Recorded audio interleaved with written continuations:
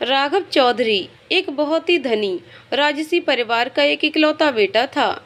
उसके माता पिता की वो इकलौती संतान थी। उसके पापा का नाम करणवीर चौधरी था और माँ का नाम यशोधरा चौधरी था। उसका एक बड़ा भाई बचपन में ही 1.5 साल की उम्र में अचानक बीमार होने से मर गया था। उसका नाम रणवीर था। उसके मरने के बाद ही राघव का जन्म हुआ। राघव बहुत प्यारा सा बच्चा था। उसके माँ पापा उससे बहुत प्यार करते थे और उसकी परवरिश में कोई कमी नहीं छोड़ना चाहते थे।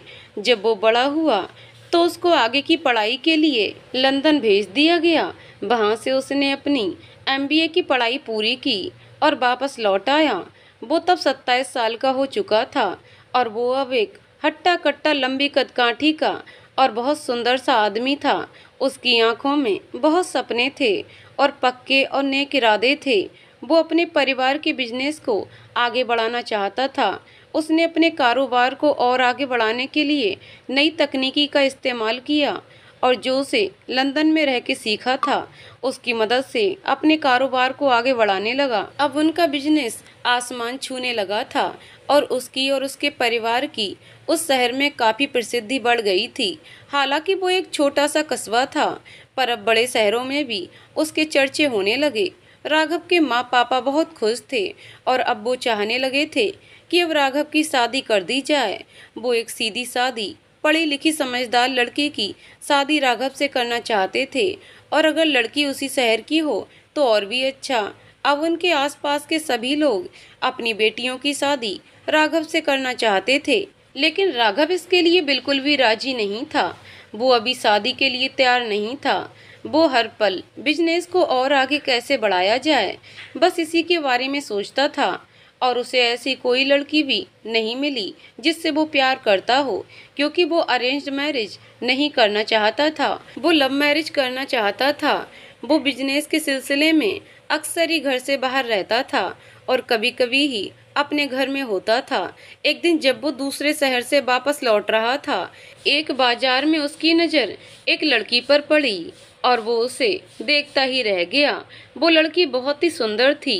सामान्य कदकाठी, भरा सा बदन, पतली सी कमर, लंबे काले घुंघराले बाल, काली मोटी तीर कमान जैसी भौहें, गहरी काली बड़ी बड़ी आंखें, लंबी पलकें, लंबी नाक, दूधिया गोरा रंग, गुलाबी होठ और मोतियों जैसे दांत। कुल मिलाकर के एक सौंदर्य की मूरत जैसी थी वो।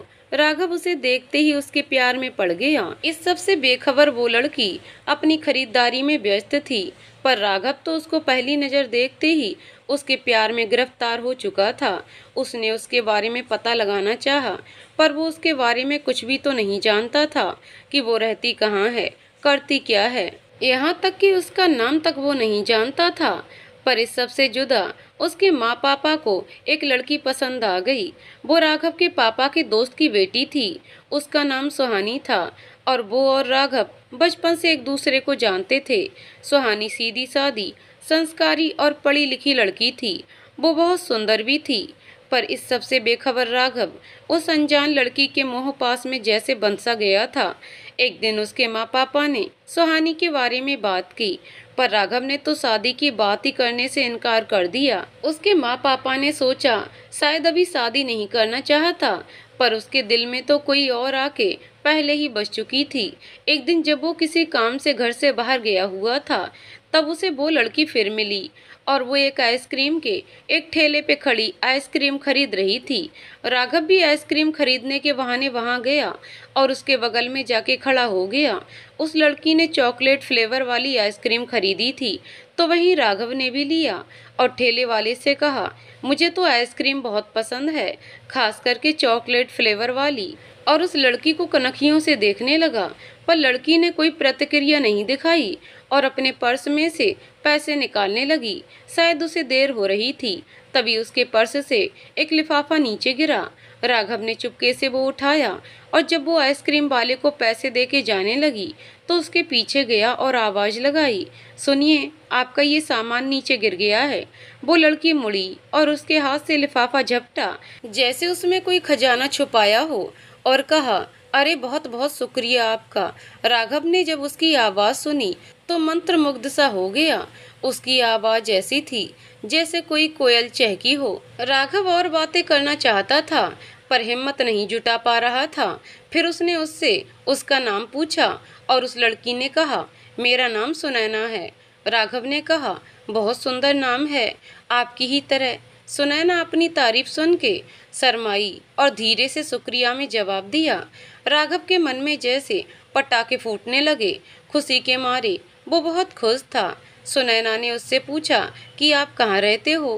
राघव ने कहा, मैं यहाँ से कुछ दूर जो बड़ी हवेली है वहाँ रहता हूँ और मेरा नाम राघव चौधरी है। क्या राघव चौधरी? आप तो हवेली के राजकुमार हैं ना, जो विदेश से लौटे हैं पढ़ाई करके। राघव हंसा और कहा, हाँ मैं वही हूँ। सुनैना तो मुंह फाड़े उसे एकटक देखने लगी और फिर राघव ने कहा कि सुनैना, मैं तुमसे दोस्ती करना चाहता हूँ, क्या तुम मुझसे दोस्ती करोगी?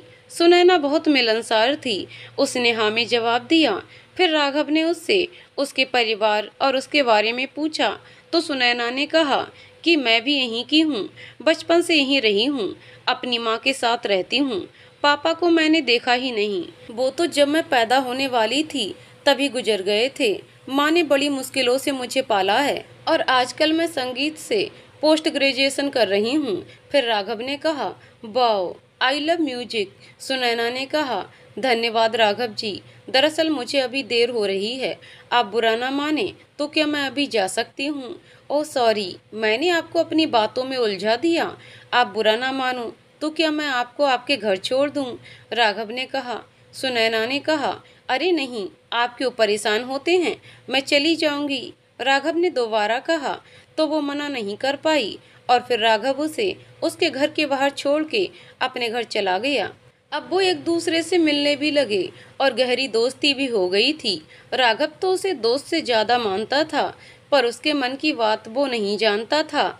बहुत लंबा समय बीत चुका था मिलने मिलाने में, कभी कभी तो पूरा दिन एक साथ बिता लेते थे। सुनैना से अपने दिल की बात कहने में उसे डर लगता था कि कहीं उसे वो उस नज़र से नहीं देखती होगी तो दोस्ती भी टूट जाएगी।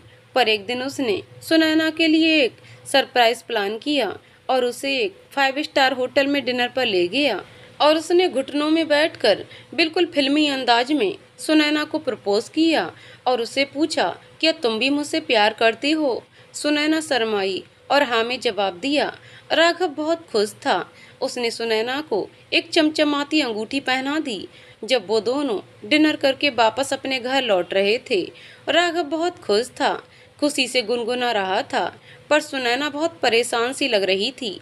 राघव ने उससे उसकी परेशानी का कारण पूछा और कहा, क्या तुम खुश नहीं हो सुनैना? सुनैना ने कहा, अरे नहीं, ऐसी कोई बात नहीं है, मैं खुश हूँ, बहुत खुश। देखो सुनैना, तुम परेशान दिख रही हो, बताओ बात क्या है? राघव ने कहा तो सुनैना फपक कर रो पड़ी। राघव, मैं तुमसे बहुत प्यार करती हूँ, पर जैसी तुम मुझे समझते हो मैं वैसी नहीं हूँ। क्या मतलब? मैं वैसी नहीं हूँ, बात क्या है? राघव ने कहा। सुनैना ने हिम्मत करके अपनी जिंदगी की एक कड़वी सच्चाई राघव को बताई। राघव को जैसे लगा उसके पैरों तले से जमीन खिसक गई हो। सुनैना ने कहा, मैं कोई आम लड़की नहीं हूँ, मेरी जिंदगी में कुछ भी सामान्य नहीं है और लड़कियों की तरह। सुनैना की आवाज में एक लरज उत्पन्न हुई। मैं एक कोठे वाली की बेटी हूँ और मैं भी वही काम करती हूँ जो मेरी माँ करती है। मैं एक तवायफ हूँ। उसके इतना कहते ही वहाँ जैसे सन्नाटा छा गया। सुनैना रोए जा रही थी और राघव चुप था, एकदम शांत। फिर राघव ने बोलना शुरू किया, सुनैना, मैं तुमसे अब भी बहुत प्यार करता हूँ। तुम क्या काम करती हो इससे मुझे कोई फर्क नहीं पड़ता। मुझे फर्क नहीं पड़ता तुम क्या हो और क्या नहीं, मैं सिर्फ तुमसे प्यार करता हूँ और अब तो मेरा प्यार तुम्हारे लिए और भी गहरा हो गया है। तुमने मुझे अपनी जिंदगी की इतनी बड़ी सच्चाई बता दी। ये बहुत बड़ी बात है सुनैना, और एक रिश्ते में भरोसे से बड़ा कुछ भी नहीं, और भरोसे पे ही तो हर रिश्ता कायम होता है। तुमने ये साबित कर दिया कि तुम मुझसे बहुत प्यार करती हो। I love you so much Sunaina, और अब तो मैं पूरी जिंदगी सिर्फ तुम्हारे साथ ही बिताना चाहता हूँ। क्या तुम मुझसे शादी करोगी? राघव के इतना कहते ही सुनैना फपक कर रो पड़ी और उसके गले लग गई। मैं बहुत खुश नसीब हूँ जो तुम मेरी जिंदगी में आए राघव। I love to. मैं तुमसे ही शादी करना चाहती हूँ। मेरा वादा है सुनैना, मैं तुम्ही से शादी करूँगा चाहे कुछ भी हो, राघव ने कहा। और फिर कुछ देर बाद राघव ने सुनैना को उसके घर पहुँचाया और अपने घर वापस लौट आया। वो बहुत खुश था, उसे उसकी सुनैना मिल गई थी। सुनैना और राघव का प्यार अब परवान चढ़ने लगा था। वो दोनों रोज एक दूसरे से मिलने लगे थे और एक दूसरे के बहुत करीब आ गए। पर इस सब से अनजान सुहानी भी राघव के सपने देखने लगी और वो भी उससे प्यार करने लगी थी, बहुत प्यार। वो और राघव एक दूसरे को बचपन से जानते थे और अच्छे दोस्त भी थे। पर सुहानी बचपन से ही उससे बहुत प्यार करती थी। पर राघव की नज़र में सुहानी दोस्त से ज्यादा कुछ नहीं थी। राघव के माँ पापा सुहानी से ही राघव की शादी कराना चाहते थे, लेकिन अब राघव घर पे ज्यादा रहता ही नहीं था, या तो ऑफिस या फिर ऑफिस के काम से ही शहर से बाहर या सुनैना के साथ।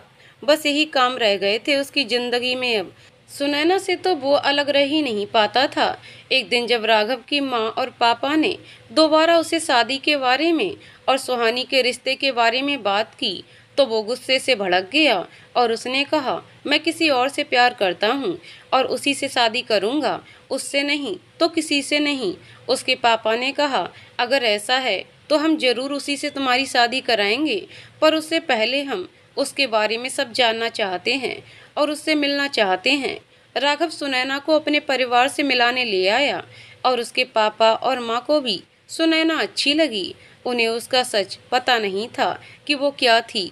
उन्हें उसकी सादगी पसंद आ गई और शादी के लिए मान गए। एक दिन उनके घर के एक नौकर ने सारा सच बता दिया।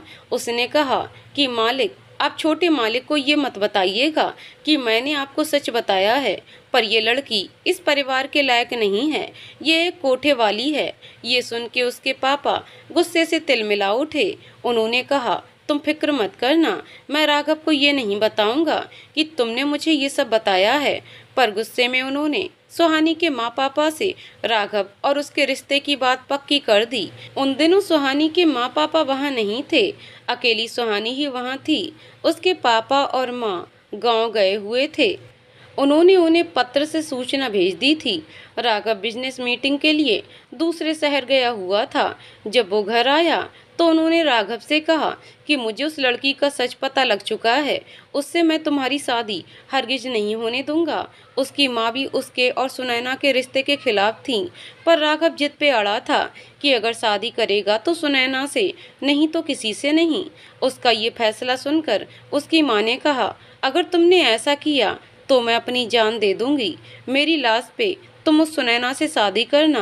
अपनी माँ के मुंह से ऐसा सुन के राघव हार गया। उसने कहा कि ठीक है, मैं सुनैना से शादी नहीं करूँगा, पर मैं उससे प्यार करता हूँ। उससे अगर शादी नहीं की तो किसी से नहीं करूँगा। नहीं, तुम्हें अब सुहानी से शादी करनी पड़ेगी। मैंने उसके घर तुम्हारा रिश्ता भेज दिया है। अब ये मेरी इज्जत का सवाल है। क्या तुम मेरी इज्जत को लोगों में उछालना चाहते हो? ये क्या है डैड? मुझसे बात किए बिना इतना बड़ा फैसला आपने कैसे ले लिया? राघव ने क्रोधित स्वर में कहा। उसके पापा ने कहा, जैसे तुमने उस लड़की का सच हमसे छुपाया। मैं सुहानी से शादी नहीं करूँगा, किसी कीमत पर नहीं। मुझे सुनैना से शादी करनी है, अगर उससे नहीं तो किसी से नहीं। आप लोगों की इज्जत के लिए मैं सुनैना का साथ छोड़ सकता हूँ, पर उसकी जगह जिंदगी भर किसी को नहीं दूंगा। और ये मेरा अंतिम फैसला है, इसे कोई नहीं बदल सकता। ये बात सुहानी के परिवार तक पहुँच गई और सुहानी को ये जानकर बहुत दुख हुआ और उदास रहने लगी। पर शायद वो सुनैना और राघव के प्यार को समझती थी, तो उसने राघव के माँ पापा से उन दोनों की शादी की बात की, पर कोई बात नहीं बनी। पर राघव ने एक दिन गुस्से से कहा कि देखो सुहानी, तुम्हें मेरे और सुनैना के बीच में पड़ने की कोई जरूरत नहीं है। मैं देख लूँगा। मेरा अच्छा बुरा मैं जानता हूँ और तुम क्या चाहती हो मैं ये भी जानता हूँ। मेरे माँ पापा की नज़र में अच्छी बनना चाहती हो ताकि मुझसे शादी कर सको, पर ऐसा कभी नहीं होगा। मुझे सब पता है, तुम भी मुझसे प्यार करती हो, पर मैं तुमसे प्यार नहीं करता, प्लीज महान बनने की जरूरत नहीं है। ये सब सुन के सुहानी बहुत आहत हुई और उसने राघव के घर आना बंद कर दिया। पर राघव अब भी सुनैना से मिलता था और सुनैना भी सब जानती थी, पर वो भी क्या कर सकती थी। और इस सब से अलग एक और शख्स था जो राघव और सुनैना के रिश्ते को समझता था। वो थे राघव के चाचा। उनका नाम राजेंद्र था। उसके चाचा दूसरे शहर में रहते थे और उन्होंने शादी नहीं की थी। वो वहाँ आते रहते थे और राघव उन्हें अपनी सारी बातें बताता था और उन्हें सुनैना के बारे में भी पता था। उन्होंने भी उसके और सुनैना के रिश्ते के लिए उसके पापा से बात की, पर वो नहीं माने। उन्होंने कहा कि उस सुनैना से तो कभी राघव की शादी नहीं करेंगे। हम तो सुहानी से इसकी शादी करना चाहते हैं, पर यही नहीं मान रहा। पर सुनैना से तो कभी नहीं। राघव हार गया था उनके आगे, क्योंकि वो उनके खिलाफ जाके भी उससे शादी नहीं कर सकता था। राघव कुछ दिनों के लिए शहर से दूर गया अपने ऑफिस के काम से और एक हफ्ते बाद अपने शहर लौटा। और जब वो सुनैना से मिलने गया तो वो उसे उसके घर नहीं मिली और उसके घर में कोई नहीं था। तब वो वापस लौट गया।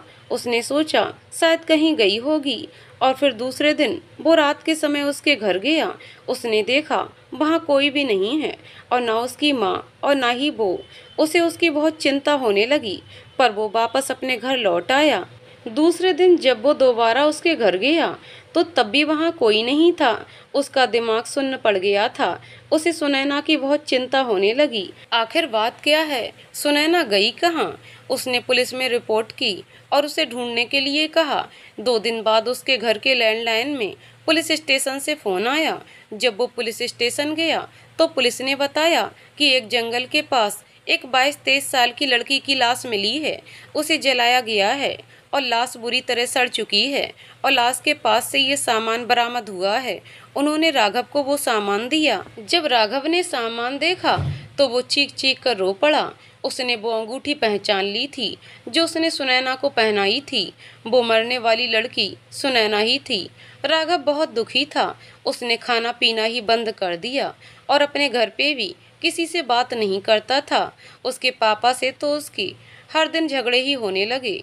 वो उन्हें ही सुनैना की मौत का जिम्मेदार मानता था और अब वो ऑफिस के काम भी नहीं करता था। उसने शराब पीना भी शुरू कर दिया और अपने पापा को सुनैना का कातिल मानता था। एक दिन वो जब रात को अपने कमरे की खिड़की से बाहर देख रहा था तो उसे महसूस हुआ कि कोई है जो बाहर खड़ा है।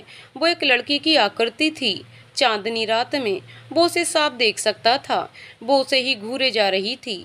अब उसने गौर से देखा तो उसे महसूस हुआ कि उसका जला हुआ चेहरा था। जरा बिखरे फटे से कपड़े पहने हुई थी और वो सुनैना ही थी। राघव उसे देखकर बहुत डर गया था। उसे यकीन हो गया था कि सुनैना वापस आ चुकी है। अब वो किसी को भी नहीं छोड़ने वाली थी। फिर वो अचानक ही पलक झपकते ही गायब हो गई। तभी राघव ने सोचा शायद ये उसका वहम है। नशे में होने से उसे ऐसा लग रहा था और वो सोने चला गया। पर क्या सच है, ये उसका वहम था। वो वापस आ चुकी थी हवेली के लिए मौत बन के। जब राघव सुबह उठा तो उसे कुछ भी अच्छे से याद नहीं था कि उसने पिछली रात को क्या देखा था। उसे लगा कोई सपना होगा, पर उसे हर पल सुनैना की याद सताने लगी थी। वो घर में किसी से बात नहीं करता था, ना ही अपनी माँ से और ना ही अपने पापा से। हर पल नशे में ही रहने लगा। उसकी ऐसी हालत देखकर उसकी माँ को बहुत पछतावा होता था और उसके पापा से भी वो कहती कि ये जो भी हुआ बहुत गलत हुआ। पर उसके पापा कहते कुछ गलत नहीं हुआ, सब सही हुआ। अगर ये उस लड़की से शादी कर लेता तो समाज में हमारी कितनी बदनामी होती। कभी सोचा है तुमने? धीरे धीरे वो उस लड़की को भूल जाएगा, तुम चिंता मत करो। वैसे भी सब लोगों को पता तो चल ही गया है कि ये हमारे लाट साहब तवायफ के चक्कर में उलझे हुए थे। लोग तरह तरह की बातें कर रहे हैं हमारे बारे में। बदनामी तो इसने करा ही दी जिसका हमें डर था। करणवीर चौधरी अपनी कुर्सी में बैठे सिगरेट सुलगाने लगे। अब राघव को रोज एक ही सपना आने लगा। उस सपने में वो देखता कि सुनैना जल रही है और मदद के लिए पुकार रही है। वो जलती हुई छटपटा रही है और यहाँ वहाँ भाग रही है और फिर वही बिगड़ा हुआ सा डरावना चेहरा उसे दिखने लग जाता। ये सपना देखते ही वो चौंक के उठ जाता और उसके शरीर में सिहरन सी दौड़ जाती। पर एक रात उसे महसूस हुआ कि कोई उसको उसके कॉरिडोर की खिड़की से देख रहा है। वो उठा और उसने गौर से देखा। उसे लगा वो सुनैना की आत्मा है और वो बाहर देखने चला गया, पर सुनैना फिर पलक झपकते ही गायब हो गई। वो डरा हुआ भी था और उसका सिर जैसे भन्ना गया था। उसे क्या करे कुछ समझ ही नहीं आ रहा था। थोड़ी देर बाद कोई जोर से चिल्लाया। उसे लगा आवाज नीचे वाले फ्लोर से आई। वो भागकर नीचे गया और जो उसने देखा उसे देखकर उसके होश ही उड़ गए। उसके सामने उसी के घर का एक नौकर मरा हुआ पड़ा था। उसे तो जैसे काटो तो खून नहीं। वो हतप्रभ सा उसे देखता रह गया। उसकी मौत का कारण जाना तो उसे पक्का यकीन हो गया था कि सुनैना वापस आ चुकी है। उसे कार्डियक अरेस्ट हुआ था, शायद डर की वजह से। राघव को कुछ समझ नहीं आ रहा था। वो क्या करे, वो किसे बताए किसे नहीं, कुछ भी उसके समझ नहीं आ रहा था। और उसके माँ पापा को वो कुछ भी नहीं बताना चाहता था और उसके चाचा वहाँ थे नहीं। उसे लगा उसने सुहानी को ये बात बतानी चाहिए, पर वो हिम्मत नहीं जुटा पा रहा था कि सुहानी से किस मुंह से बात करे। उसने गुस्से में उसे कितना भला बुरा कहा था। वो उसे माफ भी चाहे कर दे, पर वो माफ़ी कैसे मांगे। उसे याद भी उसकी तब आई थी जब वो मुसीबत में था, पर उसने उसके घर जाके उससे माफ़ी मांगने और उससे मदद मांगने का फैसला किया। वो सुबह उसके घर गया और देखा कि वो घर पे नहीं है और घर पे ताला लगा हुआ था। उसे याद आया कि सुहानी के माँ पापा गांव गए हुए हैं, क्या पता वो भी गांव ही चली गई हो। और वो वहां से वापस आने लगा, पर तभी उसका माथा ठनका और खुद ही में बड़बड़ाने लगा कि अभी ही क्यों वो अपने गांव गई। गांव तो वो अपने माँ और पापा के साथ भी जा सकती थी। कहीं उसने तो सुनैना के साथ कुछ गलत नहीं किया और अब यहाँ से भाग गई है। वो भी तो मुझसे शादी करना चाहती थी। एक बार शाम को और आके देखता हूँ। अगर वो शाम को भी नहीं मिली तो उसके गांव जाकर पता करूँगा। और वो वापस आ गया। फिर शाम को वो दोबारा उसके घर गया। उस समय वहाँ ताला नहीं लगा था। उसने घर का दरवाजा खटखटाया। जब दरवाजा खुला तो देखा सामने सुहानी खड़ी है। वो उसे एकटक देखने लगी। उसका मुंह खुला का खुला रह गया, जैसे सामने भूत आ गया हो। उसने कहा, राघव तुम यहाँ, सब ठीक तो है? आओ अंदर आओ। राघव को अपनी सोच पे बहुत शर्मिंदगी सी हुई, पर राघव ने बोलना शुरू किया, सुहानी मुझे माफ कर दो, मैंने तुम्हारा दिल दुखाया। उस दिन तुमने मेरे और सुनैना की शादी के बारे में पापा और माँ से घर आके बात की, पर मैंने ही तुम्हें गलत समझा। हो सके तो मुझे माफ कर देना सुहानी। तुम मेरे दोस्त हो राघव, प्लीज मुझसे माफ़ी मांग के मुझे शर्मिंदा मत करो। ये तो दोस्त का फर्ज होता है कि वो अपने दोस्त की मदद कर सके। वैसे भी मुझे पता है तुम परेशान हो सुनैना का बेवक्त इस तरह से चले जाने से। सुहानी ने कहा, सुहानी एक बात तुम्हें बतानी है, पता नहीं तुम विश्वास करो या नहीं, पर मुझे सुनैना की आत्मा दिखती है। वो मुझे कुछ बताना चाहती है शायद। पता नहीं उसे किसने मारा। मैं कुछ साबित नहीं कर पा रहा हूँ। मुझे तुम्हारी मदद चाहिए। मेरी मदद करो प्लीज सुहानी। क्या तुम मेरी मदद करोगी? सुहानी कुछ सोचने लगी, फिर उसने उसकी मदद करने के लिए हाँ कर दी। राघव को सुहानी के घर से लौटते हुए काफ़ी रात हो चुकी थी। 11 बज रहे थे। वो रास्ते भर सुनैना के बारे में ही सोचता हुआ जा रहा था। जब वो अपने घर पहुंचा तो उसे लगा घर के गार्डन की झाड़ियों से उसे कोई साया घूर रहा है। वो सुनैना की ही आत्मा थी। उसने उसको पहचान लिया था। वो उसकी तरफ जाने को हुआ, तभी अंदर से उसकी माँ के चीखने और रोने की आवाज़ आई। वो अंदर भाग के गया। वो अपनी माँ और पापा के कमरे में गया। वहाँ कोई नहीं था। उसकी माँ की रोने की आवाज़ कहीं और से आ रही थी। वो आवाज़ का पीछा करते हुए उनके घर के एक कमरे में पहुंचा, जहाँ राघव के पापा अपना एकांत समय बिताते थे। वहाँ पहुंचकर उसने जो देखा उससे उसकी आंखों के आगे जैसे अंधेरा छाने लगा। उसने देखा उसके पापा भी मरे पड़े हैं। उनकी हत्या गला रेतने से हुई थी और उसकी माँ बस रोए ही जा रही थी। वो हतप्रभ सा उन्हें देखता ही रह गया। फिर वो सीधे घर से बाहर भागा। उसने जहाँ उस साये को देखा था उसी दिशा की तरफ पर अब उसके दिल में नफरत भर चुकी थी। पर कहीं ना कहीं उसे लग रहा था कि सुनैना ऐसा नहीं कर सकती। उसने मन ही मन सोचा कि वो कभी मुझे दुख नहीं पहुंचाएगी, वो जरूर मुझे कुछ बताना चाहती है। पर फिर उसने सोचा कि सुनैना को तो पापा से गुस्सा था, क्योंकि वो हमारी शादी के खिलाफ थे और अभी तक उसके कातिल का भी तो पता नहीं चला है। क्या पता पापा ने ही सुनैना की हत्या की हो। शायद सुनैना इसीलिए गुस्सा है, क्योंकि जब किसी इंसान की मौत गलत परिस्थिति में होती है तो वो आत्मा खतरनाक हो जाती है। वो बहुत डर चुका था अपने पापा के ऐसे अंजाम को देखकर, और उसने अपनी माँ को सारी बातें विस्तार से बता दी, जो भी उसके साथ सुनैना की मौत के बाद से हुआ था।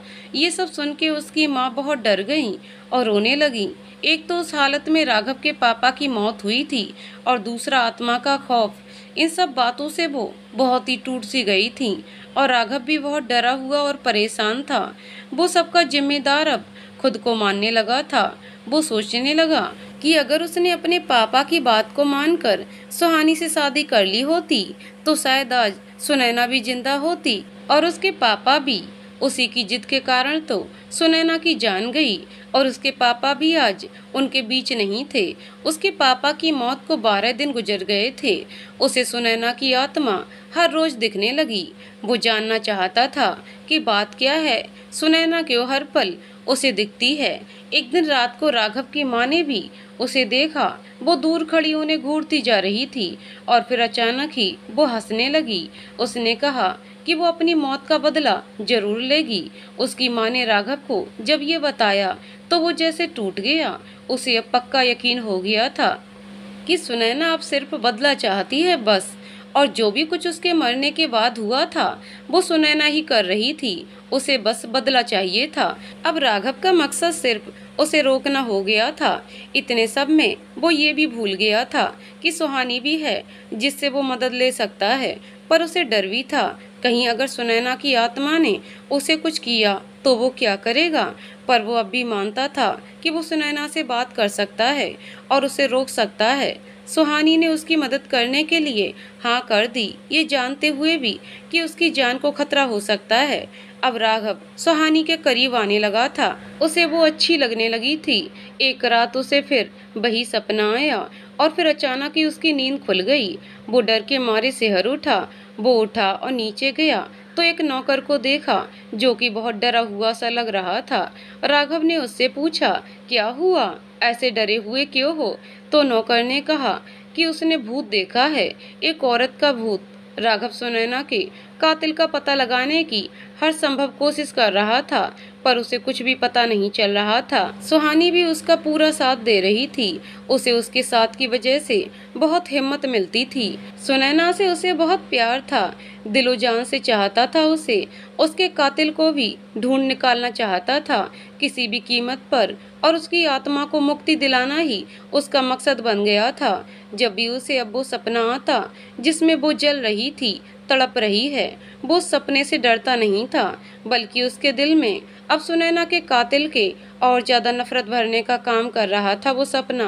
और जब भी वो सपना उसे आता उसकी नींद खुल जाती थी। फिर उसे हर रोज की तरह सुनैना की आत्मा दिखती। वो कॉरिडोर की खिड़की से उसे देख रही होती कि वो डर जाता था, क्योंकि जब भी ऐसा हुआ था कि उसे सुनैना की आत्मा दिखी थी, घर में किसी के साथ अनहोनी हुई थी। हर रोज तो नहीं, पर किसी किसी रोज ऐसा जरूर हुआ था। अब राघव बहुत चौकन्ना रहने लगा था। एक रात को ठीक ऐसा ही हुआ, और फिर उसकी माँ की आवाज आई रोने की। वो भागा अपनी माँ के कमरे की तरफ। दरवाजा अंदर से बंद था। उसने दरवाजा खटखटाया और कहा, माँ दरवाजा खोलिए, मैं हूँ राघव। उसकी माँ ने डरते हुए दरवाजा खोला, और जो राघव ने देखा उससे उसकी चिंता और डर और बढ़ गया। उसकी माँ के मुंह से खून निकल रहा था, और उनके माथे में और भी चोटें आई हुई थीं, और बाहों में बहुत लंबे से चीरे आए हुए थे। उसने अपनी माँ से पूछा, माँ क्या हुआ, किसने किया आपके साथ ये सब? तो उसकी माँ ने कहा, बेटा मैं किचन की तरफ जा रही थी, मुझे प्यास लगी थी, तभी हॉल में मुझ पे सुनैना की आत्मा ने हमला किया, और उसने मुझे मारने की कोशिश की। किसी तरह अपनी जान बचाकर आई अपने कमरे में। और फिर तुम आ गए मेरे कमरे में। बोलते बोलते वो फपक कर रो पड़ी। वो बहुत डरी हुई थी। राघव का सिर जैसे भन्ना सा गया। उसे समझ ही नहीं आ रहा था कि क्या करे और क्या नहीं। आखिर सुनैना क्यों कर रही थी ऐसा? वो चाहती क्या थी? वो अब किसी भी हाल में सुनैना की आत्मा से संपर्क करना चाहता था और उसने कई बार रात को जब उसका साया उसे दिखता था वो उसे संपर्क करने की कोशिश करता था, पर कोई बात नहीं बन पा रही थी। एक रात को जब उसे वही सपना दोबारा आया तो उसकी नींद खुल गई और हमेशा की तरह सुनैना की आत्मा कॉरिडोर की खिड़की के पास खड़ी उसे घूर रही थी। फिर वो गायब हो गई और जब वो कमरे से बाहर गया तो उस पे किसी ने चाकू से हमला कर दिया। वो उसके कंधे पे लगा और वो जोर से चिल्लाया। उसने हमला करने वाले को पकड़ने की कोशिश की पर वो उसे पकड़ नहीं पाया, पर उसके चेहरे की एक झलक देख ली उसने। वो शायद सुनैना ही थी। उसका चेहरा बुरी तरह से जला हुआ था। उसकी चीख सुन के उसकी माँ और घर के 2 नौकर भागे भागे आए और उसे रात को ही जल्दी जल्दी हॉस्पिटल ले गए। खून ज़्यादा बहने से वो बेहोश हो चुका था। फिर जब उसे होश आया तो उसकी माँ को अपने पास पाया। वो बहुत रो रही थी। माँ, वो मुझे भी मार डालना चाहती है। शायद तभी उसने मुझ पे भी हमला किया। वो मुझे भी अपने साथ ले जाना चाहती है शायद। उसने कहा था एक बार वो मेरे बिना नहीं रह सकती, मेरे लिए तो वो मर के भी वापस आएगी, कहा था उसने मुझसे। बोलते हुए वो रो पड़ा। उसकी माँ भी रोने लगी और उन्होंने कहा ऐसा कुछ नहीं होगा बेटा, वो तुम्हें कुछ नहीं कर पाएगी। मैं ऐसा होने ही नहीं दूंगी। कुछ भी करूंगी तुम्हें और अपने परिवार को बचाने के लिए। मुझे लगता है हमें राजेंद्र को यहाँ बुला लेना चाहिए, वो हमारी मदद कर सकते हैं। फिर राघव को याद आया कि उसके चाचा उसकी मदद कर सकते हैं। उन लोगों ने उन्हें सूचना दी तो उसके चाचा ने कहा वो जरूर आएंगे और जरूर कुछ करेंगे। फिर 2 दिन बाद उसके चाचा आए और राघव को भी हॉस्पिटल से डिस्चार्ज मिल गया। एक रात को जब वो सो रहा था तो फिर उसे वही सपना आया और उसकी नींद खुल गई और उसने देखा सुनैना की आत्मा खिड़की के पास से अंदर की ओर घूर रही थी। तो राघव से रहा नहीं गया और रो पड़ा और उससे सवाल करने लगा, क्यों ऐसा कर रही हो? मैं तुमसे प्यार करता था। मैंने तुम्हारे साथ कुछ गलत नहीं किया। मैं तो तुमसे प्यार करता था ना। प्लीज मेरे परिवार को छोड़ दो। मैं जानता हूँ तुम मुझे अपने साथ ले जाना चाहती हो, इसके लिए मैं तैयार हूँ, लेकिन तुम मेरे परिवार के साथ कुछ गलत नहीं करोगी। पहले ही बहुत कुछ खो चुका हूँ, अब नहीं खोना चाहता। प्लीज छोड़ दो इन लोगों को, मुझे माफ कर दो। मैं तुम्हारी रक्षा नहीं कर पाया, पर इसमें मेरे परिवार की तो कोई गलती नहीं है ना। राघव सुबह पड़ा। सुनैना ने उसे अपने पीछे आने का इशारा किया। वहाँ बहुत अंधेरा था। वो सिर्फ परछाई ही देख पा रहा था और जहाँ उसका साया उसे ले जाता वो उसी तरफ चलता जा रहा था। वो कॉरिडोर से होते हुए छत की सीढ़ी की तरफ मुड़ गई। उसे उसके पीछे जाने से डर तो लग रहा था, पर वो सच्चाई भी तो जानना ही चाहता था। वो हिम्मत करके उसके पीछे जाता रहा और छत पे पहुंच गया। चांदनी रात थी और अचानक ही सुनैना की आत्मा भी पता नहीं कहाँ गायब हो गई। उसे कुछ समझ ही नहीं आया कि क्या हो रहा है, सुनैना क्या चाहती है। कुछ पता भी नहीं चल पा रहा था कि अचानक ही किसी के हंसने की आवाज़ आई और वो उस तरफ मुड़ गया जहाँ से वो हंसने की आवाज़ आ रही थी। तभी कोई अपने में ही बड़बड़ाने लगा और हंसे जा रहा था। उसकी बातें इतनी साफ तो सुनाई दे रही थीं कि कोई आसपास खड़ा इंसान सुन सके। राघव ने उसे पहचान लिया था और उसकी बातों को धीरे धीरे सुनने लगा और जो भी उसने सुना उसे सुनने के बाद उसे लगा जैसे उसे किसी ने गोली मार दी हो और वो दफन हो गया हो। उसका विश्वास टूटकर चकनाचूर हो चुका था। वहाँ और कोई नहीं बल्कि उसके चाचा थे और उसके पापा की मौत पे अपनी खुशी जता रहे थे। राघव ने उन्हें पीछे से जाके गुस्से में एक धक्का दिया और पूछा, आखिर क्यों? मेरे पापा की मौत से इतने खुश आप क्यों हैं? बोलिए, क्या दुश्मनी थी आपकी उनसे? एक तो सुनैना ने उन्हें मार डाला और आप उनकी मौत पे खुशी जता रहे हैं, क्यों? वो गुस्से में कलपता हुआ सा बोला। उसके चाचा ने उसके गाल पर एक थपकी दी और जोर से एक ठहाका लगाया, खिल्ली उड़ाने वाले अंदाज में, और कहा, किसने कहा? उस आत्मा ने तेरे बाप को मारा? हाँ, वो फिर हंस दिए। क्या मतलब? राघव ने सवाल किया। मैंने मारा था तेरे बाप को, मैंने, उसने अपना जबड़ा भींचते हुए कहा। राघव अपलक सा अपने चाचा के उस रूप को देखता रहा और सोचने लगा कि काश ये एक बुरा सपना हो, पर वो सपना नहीं था, वो एक कड़वी हकीकत थी। पर क्यों मारा अपने पापा को? वो तो आपके भाई थे ना। भाई?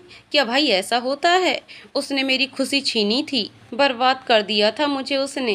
वो एक राक्षस से ज्यादा और कुछ नहीं था। वो रोने लगा।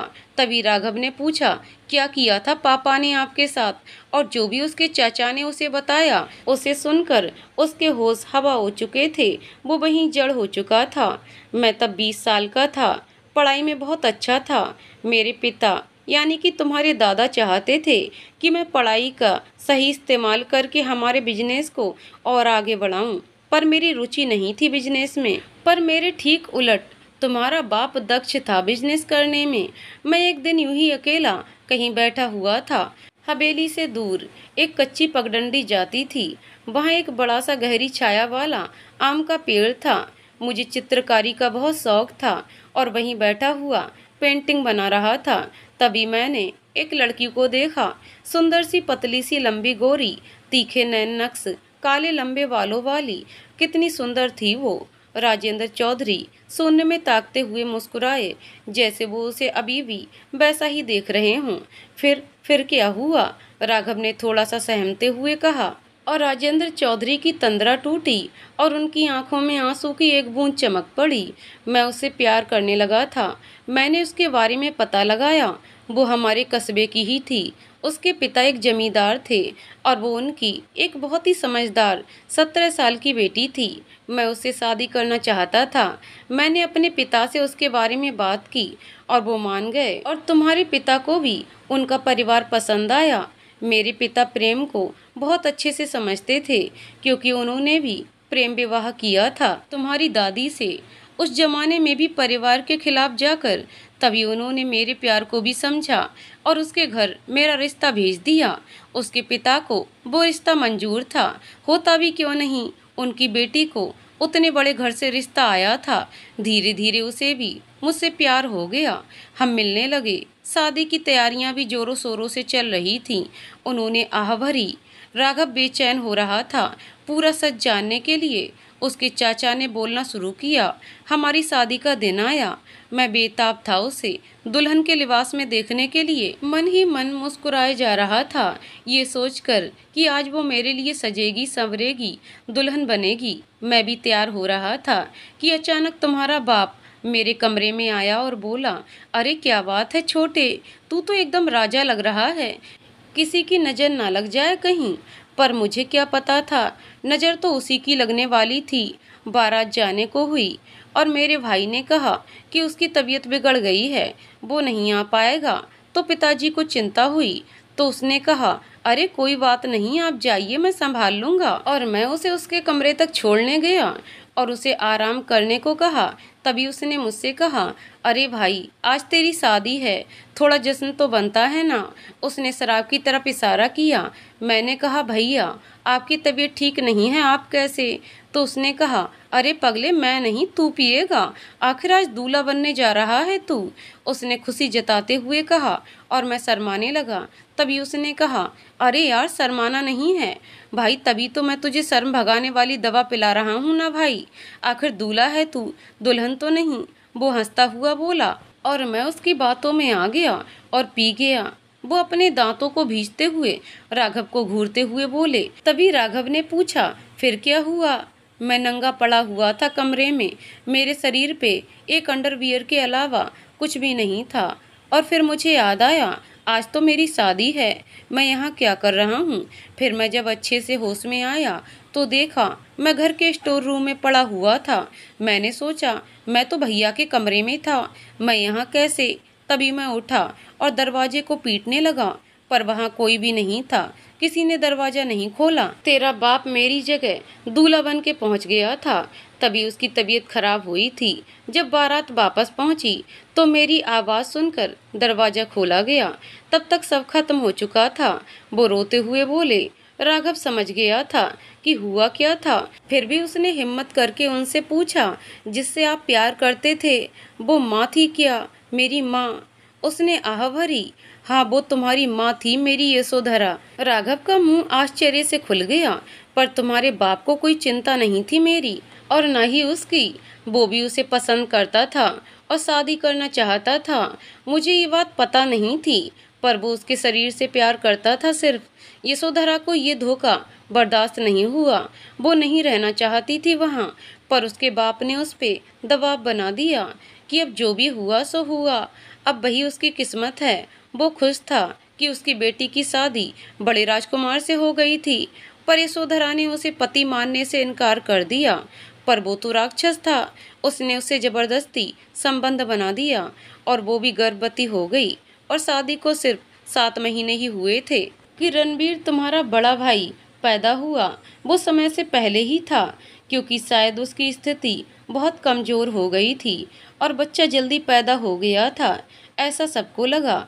क्या मतलब ऐसा लगा? राघव ने पूछा, क्योंकि मैं सच जान चुका था बाद में कि वो ठीक समय पे ही हुआ था, क्योंकि शादी के समय यशोधरा 2 महीने की गर्भवती थी। उसने मुझे बताया। रणबीर के जन्म के बाद रणबीर मेरा बच्चा था।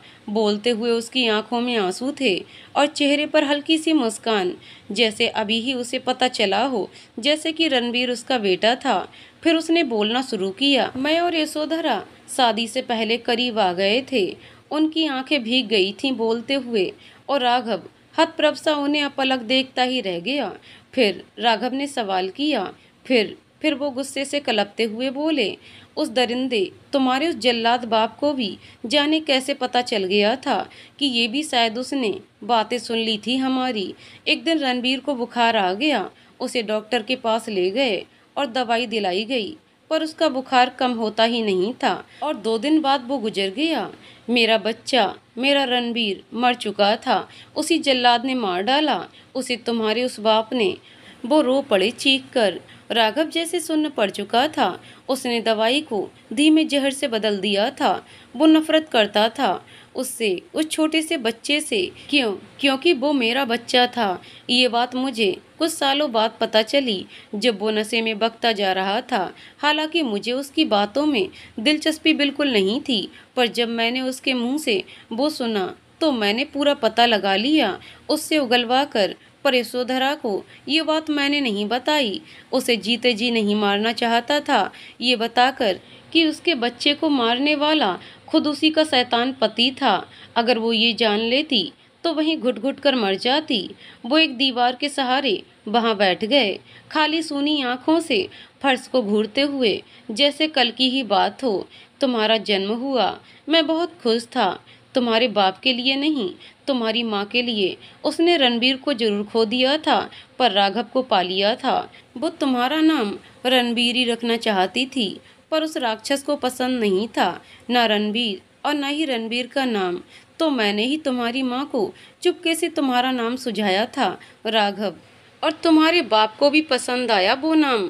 मैंने शादी नहीं की कभी, क्योंकि मैं प्यार करता था यशोधरा से, और उसकी जगह कोई भी और आती तो मैं उसे प्यार नहीं कर पाता, क्योंकि वो सिर्फ यशोधरा के लिए था, मेरा सच्चा प्यार।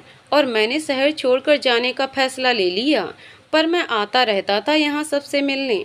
और अब तुम्हारा बाप भी यशोधरा से प्यार करने लगा था और अपनी गलती भी मानता था, पर वो गलती नहीं थी, गुनाह था जो उसने किया था।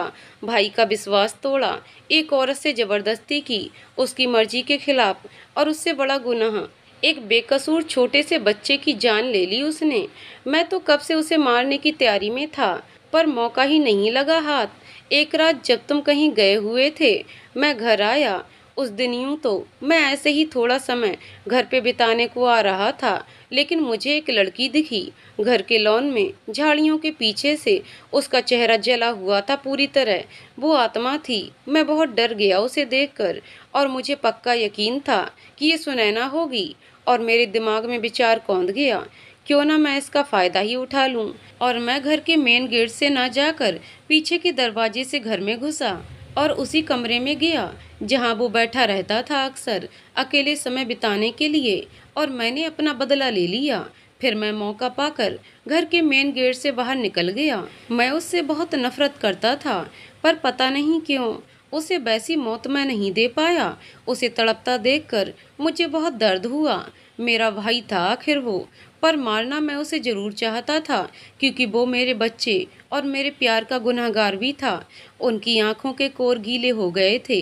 मैं जितनी नफरत तुम्हारे पिता से करता था, उतना ही प्यार मैं तुमसे करता हूँ मेरे बच्चे। उन्होंने भीगी आंखों से राघव को निहारा। चाहे तुम उसका खून हो, पर जन्मा तो तुम्हें भी मेरी यशोधरा ने ही है, और शक्ल भी तुमने अपनी माँ की ही पाई है। और रणबीर भी तो अपनी माँ जैसा ही था। वो सुबकने लगे। राघव उन्हें देखता रहा। उन्होंने उसे झकझोर कर रख दिया था। वो सोचने लगा, कितने भले हैं मेरे चाचा। काश माँ की शादी इनसे ही हुई होती और मैं इनका ही बेटा होता। उसके चाचा इंसान के वेश में देवता थे। उन्होंने कभी किसी का बुरा नहीं किया था। राघव को नफरत हो रही थी अपने पापा से। वो कुछ भी बोल पाने की हालत में नहीं था। वो वहीं उनके पास जाकर बैठ गया। फिर उसके चाचा ने बोलना शुरू किया, बेटा मुझे माफ़ कर दो, मैं तुम्हारा गुनहगार हूँ। मैंने तुम्हारे सिर से पिता का साया छीन लिया, पर मैं नफरत करता था उनसे। चाचा जी आप माफ़ी मत मांगिए प्लीज। मैं समझ भी नहीं सकता आपने क्या क्या सहा है उनकी वजह से। राघव अपनी आंखें पोंछते हुए बोला। राघव बहुत परेशान सा दिख रहा था, तो उसके चाचा ने पूछा, क्या बात है बेटा, क्यों परेशान हो तुम? राघव ने सुनैना के बारे में उन्हें बताया। उन्होंने उसे उसकी पूरी मदद करने का वचन दिया, पर राघव शांत नहीं था। वो उन्हें अजीब नज़रों से घूर रहा था। शायद कुछ जानना चाहता था, पर उनसे पूछ नहीं पा रहा था। वो उसकी नज़रों को पहचान गए और बोले, मैं जानता हूँ तुम क्या सोच रहे हो। यही ना कि कहीं गुस्से में मैंने तो सुनैना को नहीं मारा। राघव चुप रहा। बेटा मैं सिर्फ तुम्हारे पिता से नफरत करता था, क्योंकि वो प्यार का दुश्मन था और मैं प्यार का पक्षधर। तो मैं सुनैना को क्यों मारूंगा भला? मैं तो तुम्हें भी प्यार करता हूँ, अपने बच्चे की तरह। और अपने बच्चों की खुशी में खुश होने की जगह उसे बर्बाद कोई कैसे कर सकता है भला? राघव आत्मग्लानि से भर उठा कि कैसे उसके चाचा से ऐसा सवाल किया उसने, और अपने चाचा से माफ़ी मांगी। राघव ने कहा, किसने मारा होगा सुनैना को? मेरी समझ में नहीं आ रहा है। इसका जवाब तो मेरे पास भी नहीं है, उसके चाचा ने जवाब दिया। राघव सोचने लगा, आखिर क्या है सुनैना की मौत का सच? किसने मारा था उसे और क्यों? राघव अपने चाचा के मुंह से अपने पापा का सच जानकर बहुत आहत हुआ था, और अपनी माँ की तकलीफ़ों को जानने के बाद तो टूट ही गया था। उसकी माँ ने उतनी तकलीफ़ें सहने के बाद भी कभी अपनी परेशानियाँ जाहिर नहीं होने दी थीं। उसे वो सोचने लगा कि कैसा बेटा है। वो अपनी माँ को कभी समय नहीं दे पाया, और तब से वो उनका बहुत ख्याल रखने लगा। उसने अपने पापा की मौत का सच भी उन्हें नहीं बताया। वो जानने के बाद और भी टूट जाती। आखिर जैसे भी थे उनके पति थे, इतने सालों का साथ था दोनों का। कैसे बताता वो उन्हें वो कड़वा सच? और वो भी तो कितना परेशान था बहुत दिनों से। सुनैना भी अब पहेली ही बनती जा रही थी उसके लिए। वो कैसे सारा सच पता लगाए जिससे सुनैना को इंसाफ मिले और सुनैना की आत्मा को मुक्ति। बस यही सब उसके जहन में हर वक्त चलने लगा। उसकी आत्मा जब भी उसे दिखती, वो खुद को बहुत बेबस महसूस करने लगा, क्योंकि वो कुछ भी तो नहीं जान पा रहा था जिससे उसे मुक्ति मिल सकती। एक रात को जब वो सो रहा था, उसे अपने शरीर में हलचल सी महसूस हुई, जैसे कोई उसे जगाने की कोशिश कर रहा हो। उसका शरीर डर के मारे सफ़ेद पड़ गया। उसने देखा एक औरत की परछाई सी दिख रही है। कमरे में गुप्त अंधेरा था, बस वो परछाई ही देख पा रहा था। वो सिहर उठा। उसने सवाल किया, कौन कौन है? फिर जब वो पूरी तरह अपनी चेतना में आया तो देखा वो उसकी माँ है। वो चिल्लाया, माँ आप यहाँ क्या कर रही हैं माँ? उसकी माँ ने उसे चुप रहने का इशारा किया और धीरे से उसे अपने साथ चलने को कहा। वो आश्चर्यचकित था। आखिर माँ चाहती क्या है? उसे कुछ समझ नहीं आ रहा था, पर उसने कोई भी सवाल नहीं किया। वो चुपके से उनके पीछे जाने लगा। उसकी माँ मशीनी चाल में चलती हुई जा रही थी और राघव उनके पीछे पीछे जा रहा था, और वो एक जगह जाकर अचानक ही रुक गईं। राघव की सांसें ऊपर नीचे होने लगी। जाने अब आगे क्या होने वाला था उसे कोई भी अंदाजा नहीं था, और अंधेरा भी सारे कमरों में पूरा पसरा हुआ था। वो लोग उस समय हवेली से कुछ ही दूर पीछे की तरफ, जहाँ सर्वेंट क्वार्टर्स थे, वहाँ खड़े थे। राघव सशंकित भाव से कभी अपनी माँ को देखता तो कभी वहाँ अंधेरे में खोए कमरों को टटोलने लगा। ऐसा क्या है यहाँ? माँ यहाँ क्यों लाई है मुझे?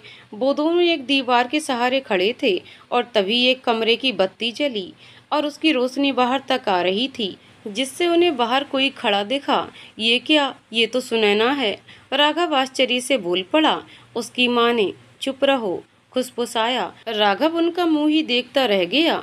आखिर हो क्या रहा है? उसके तो कुछ पल्ले ही नहीं पड़ रहा था। उसकी माँ धीरे धीरे बिना कोई आवाज किए वहां जाने लगी। राघव भी डरते हुए उनके पीछे जाने लगा और सुनैना के आगे जाकर खड़े हो गए दोनों। राघव जब उसके पास पहुंचा तो उससे सवाल करने लगा। उसके जले हुए चेहरे को देखकर वो भी डर रहा था, पर वो सब कुछ जानना भी चाहता था। क्यों सुनैना, क्यों तुम मुझे नहीं बताती साफ साफ कि तुम चाहती क्या हो? क्या हुआ था तुम्हारे साथ? मैं भी जानना चाहता हूँ। प्लीज बताओ मुझे, ताकि मैं तुम्हारी मदद कर सकूं। सुनैना ने जोर से हंसना शुरू कर दिया और कहने लगी, किसी को नहीं छोड़ूंगी, बर्बाद कर दूंगी सबको। मैं मार डालूंगी सबको, जैसे मुझे मारा गया था। अब माफी मांगने से कुछ नहीं होने वाला। क्या मुझे मेरी जिंदगी वापस मुझे मिल जाएगी? बताओ। वो रोने लगी। राघव भी रोने लगा। फिर उसने पूछा, सुनैना तुम्हें किसने मारा? मुझे बताओ प्लीज, मैं उसे सजा दिलवाऊंगा, पर मेरे परिवार को छोड़ दो। इन्होंने तुम्हारा क्या बिगाड़ा है? नहीं, कभी नहीं। अब माफी मांगने का समय गया। अब मुझे बदला चाहिए, बस बदला। वो जोर जोर से डरावनी हंसी हंसने लगी। तभी अचानक सुनैना के वहां में चाकू से वार हुआ। उसे एक चीरा लगा और खून की बूंदें छलक पड़ी। वो वार राघव की माँ ने किया था। उन्होंने अपनी कमर में छुपाए चाकू से वो वार किया था। आत्मा के हाथ से खून राघव को लगा जैसे एक बड़ा झटका लगा। उसका मुंह आश्चर्य से लंबा खुल गया। उसने कहा, ये कैसे हो सकता है? इसका मतलब तुम? हाँ, मैं जिंदा हूँ, जिंदा हूँ मैं। सुनैना जोर से चीखते हुए बोली। राघव हतप्रभ सा उसे देखता रह गया। एक पल के लिए उसे यकीन ही नहीं हुआ कि ये वही लड़की थी जिससे उसने प्यार किया था और इतने दिनों से इसके लिए इतनी परेशानियां झेली थीं। राघव चिल्लाया, आखिर क्यों? क्यों किया तुमने ऐसा? बोलो, जवाब दो। मैंने तुम्हारी खुशी के लिए क्या कुछ नहीं किया? और तुमने? राघव को घृणा होने लगी थी सुनैना की शक्ल से भी, क्योंकि नफरत करती थी मैं तुम्हारी माँ से और उसके परिवार से, बहुत नफरत। सुनैना गुस्से में फुफकारती हुई बोली, पर क्यों? क्या किया था माँ ने तुम्हारे साथ? राघव ने एक और सवाल किया। सुनैना ने बोलना शुरू किया, तुम्हारी माँ ने कुछ नहीं किया, पर मेरे परिवार को बर्बाद कर दिया था तुम्हारे नाना के परिवार ने, जिसकी वजह से मैं नफरत करती थी तुम्हारे नाना से। सुनैना आंखों में आंसू लिए बोली, ऐसा क्या किया था मेरे नाना ने तुम्हारे परिवार के साथ? मेरे परिवार को बर्बाद कर दिया था तुम्हारे परनाना और तुम्हारे नाना ने। सुनैना आंखों में आंसू लिए शून्य में ताकती हुई बोली, पर हुआ क्या था ऐसा? तुम बताओगी मुझे? राघव ने सवाल किया। मेरे नाना रामचंद्र शास्त्री और उनके भाई के परिवार को बर्बाद किया था तुम्हारे नाना ने। तुम्हारा नाना बलात्कारी था। उसने मेरे नाना की छोटी बहन का बलात्कार किया था, जिसे मेरे नाना ने बेटी की तरह पाला था।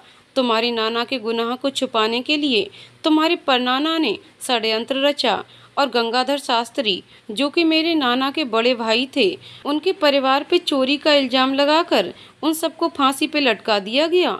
मेरे नाना उनका बदला लेने के लिए मेरी नानी को शहर में छोड़कर गांव आ गए। तब नानी गर्भवती थी और तंत्र साधना करने लगे और कभी कभी उनसे मिलने भी आते थे। और फिर मेरी माँ भी पैदा हुई और जब माँ 14 साल की थी, एक दिन मेरे नाना भी मारे गए। मानती हूँ उन्होंने गलत तरीका चुना बदला लेने का, पर क्या उनके साथ गलत नहीं हुआ था? बोलो। राघव कोई उत्तर नहीं दे पाया। मेरी नानी सदमे में चल बसी। मेरी माँ तब सिर्फ 14 साल की थी। वो अनाथ हो चुकी थी, उनका कोई बच्चा नहीं था। फिर एक दिन मेरी माँ को जबरदस्ती उस घर से निकाल दिया जो कभी उनका था। उस छोटी सी उम्र में ही उन्हें इतना सब कुछ झेलना पड़ा था तुम्हारे नाना की वजह से। सुनैना की आंखों में गुस्सा था और वो राघव को और उसकी माँ को नफरत से घूर रही थी। मेरी माँ यहाँ वहाँ लोगों के घरों में काम करके अपना पेट पालने लगी थी और ऐसे ही समय बीतता रहा। और जब वो 16 साल की हुई, उन पे भी किसी की गंदी नज़र पड़ गई और उनके साथ जबरदस्ती की गई और फिर उन्हें कोठे में बेच दिया गया और उनकी ज़िंदगी और भी ज़्यादा नर्क हो गई। फिर वो गर्भवती हो गई और मेरा जन्म हुआ। सुनैना का गला भर्रा गया। वो आंसुओं को रोकने का प्रयास करने लगी, पर वो असमर्थ रही और फपक पड़ी। मेरा बचपन सामान्य बच्चे की तरह नहीं था। मेरी माँ मुझसे प्यार नहीं करती थी जैसा और माएँ अपने बच्चे से करती हैं। मुझे उनका प्यार कभी नहीं मिला। मुझे इसका कारण ही नहीं पता था। कैसे पता होता, किसी ने बताया ही नहीं था। ऐसे ही बिना माँ के प्यार के मैं बड़ी हुई और मैं भी उनकी तरह ही वही काम करने लगी जो वो करती थीं। एक दिन माँ के साथ मेरा झगड़ा हो गया और मैंने उन्हें बुरा भला कह दिया। वो कुछ नहीं बोली। मैं गुस्से में घर से बाहर निकल गई।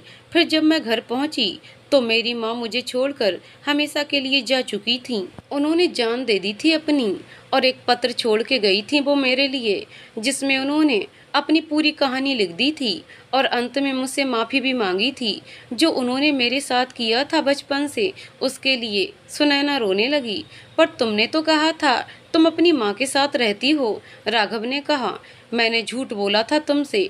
तुम्हें बेवकूफ़ बनाना इतना आसान होगा सोचा नहीं था। तुम भी कभी आए तो नहीं थे मेरे घर। सुनैना खिलखिलाकर हंसने लगी। इतना सब जानने के बाद मैं चुप नहीं बैठ सकती थी।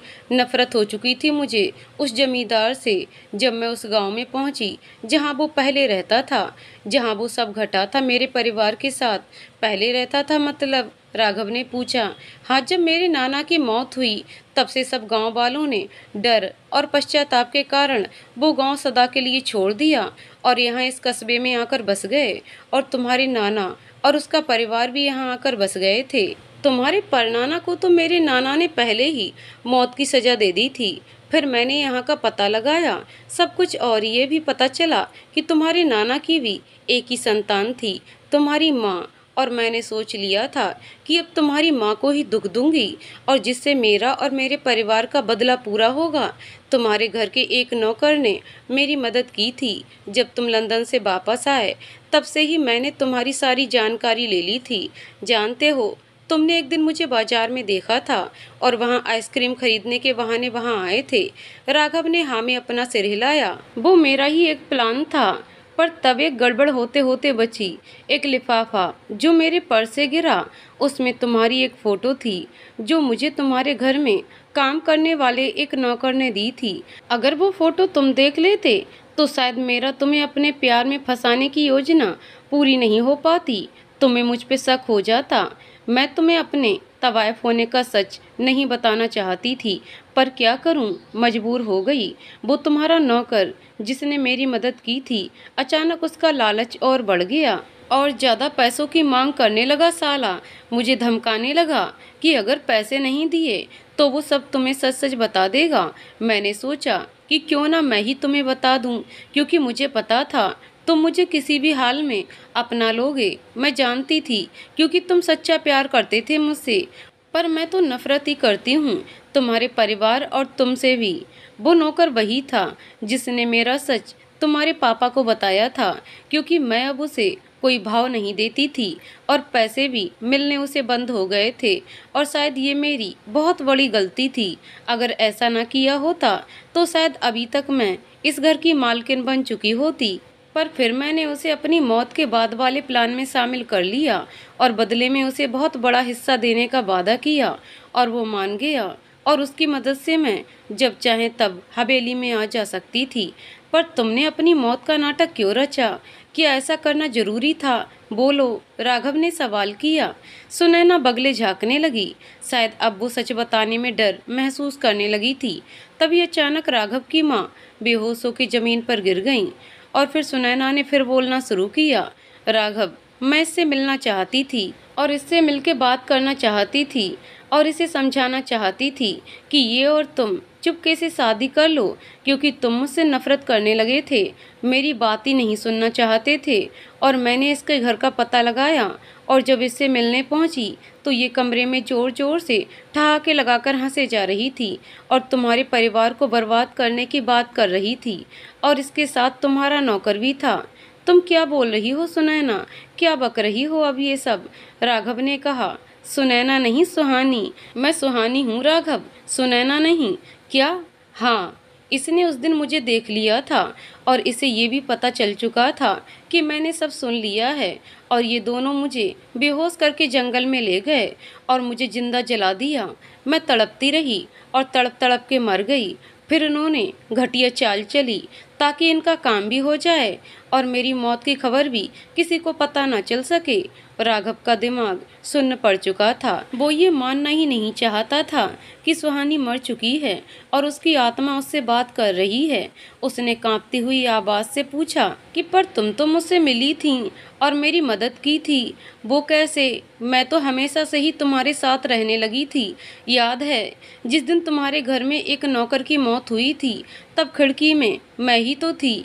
मैं तुम्हें सपने में आती भी थी ताकि तुम्हें जगा सकूं और इस सुनैना की करतूत तुम्हें दिखा सकूं। उस दिन उस नौकर ने सुनैना को ही देखा था और वो उसका चेहरा देख के डर गया था और उसकी मौत हो गई। मेरा सपने में आने का एक और कारण था कि तुम मुझे पहचान सको, पर ऐसा होता ही नहीं था, क्योंकि जले हुए चेहरे की वजह से तुम मुझे नहीं पहचान पाते थे और मुझे सुनैना ही समझने लगते थे।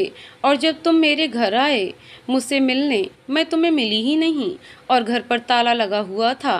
वो ताला तब से लगा हुआ था जब मैं सुनैना से मिलने गई थी, पर तुम्हें तो मुझ पे शक होने लगा था। क्या करती मैं? मुझे लगा अभी दखल देना जरूरी है, और शाम को मैं तुम्हें मिली और तुम्हारा शक दूर करने में कामयाब हो पाई। मैं तुम्हें तभी सब बताना चाहती थी, पर मुझे वो समय सही नहीं लगा। राघव को भी वो दिन याद आया और उसे अपनी सोच में बहुत शर्मिंदगी हुई। क्या क्या सोचा था उसने उसके बारे में, और वो बेचारी तो मरने के बाद भी उसकी मदद ही करती आ रही है। जब तुम पे हमला हुआ था तो सुनैना ने ही करने की कोशिश की थी। उसके निशाने पे तुम्हारा सिर था। मैंने उसके हाथ पे झटका दिया था और तुम्हें कंधे पे जाके वो चाकू लगा, और जब तुम्हें तुम्हारे चाचा का सच पता चला, उस दिन भी वो मैं ही थी जो तुम्हें छत तक ले गई थी, और अभी भी मैंने ही तुम्हारी माँ के शरीर में कब्जा किया हुआ था और तुम्हें सुनैना का सच बताने में सफल हो गई। मैं तुम्हें बहुत प्यार करती थी राघव, और कोई तुम्हारे साथ गलत करे बर्दाश्त नहीं मुझे। बचपन से सिर्फ तुम्हें ही प्यार किया था मैंने। क्या तुम्हारे साथ गलत होने देती? कभी नहीं। मुझे माफ़ कर दो सुहानी, मैं तुम्हें समझ ही नहीं पाया। तुम मुझसे सच्चा प्यार करती थी और मैंने तुम्हारे साथ बहुत गलत किया। मैंने तो प्यार भी सुनैना की शक्ल से किया था, जबकि दिल तो तुम्हारा ही अच्छा था, जिसमें सिर्फ प्यार ही प्यार था, और सुनैना के दिल में सिर्फ नफरत। पर मेरी आंखों में तो सुनैना के लिए प्यार की पट्टी बंधी हुई थी। मैं देख ही नहीं पाया तुम्हारा सच्चा प्यार। मुझे माफ़ कर दो सुहानी। राघव ने सुहानी के आगे हाथ जोड़े और रोने लगा, और रोते रोते उसके कदमों में घुटने के बल बैठ गया। फिर सुहानी ने उसके गाल पर प्यार से हाथ फेरा और सुनैना के शरीर ने एक झटका सा लिया और सुहानी की आत्मा मुक्त हो गई। उसकी आत्मा को मुक्ति मिल चुकी थी, और फिर सुनैना को भी तो पता चला कि सुहानी की आत्मा आई थी उसके शरीर में, और उसे एक झुरझुरी सी छूट गई। जिस खेल में वो खेल रही थी मजाक समझ के, वो सब सुहानी के साथ सच में हो रहा था। उसे मुक्ति ही नहीं मिल पा रही थी।